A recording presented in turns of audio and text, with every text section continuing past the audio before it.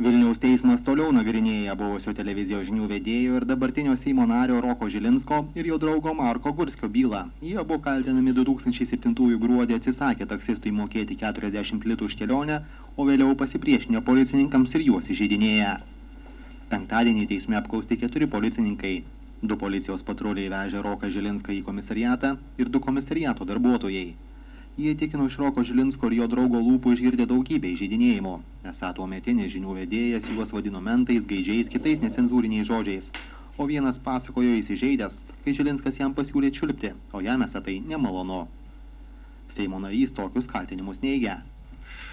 Apskritai visi tie žodžiai, kurie išvien yra minimi 1, 2, 3, 1, 2, 3, viename protokole, kitame protokole 1, 2, 3, tai nėra iš mano leksikono.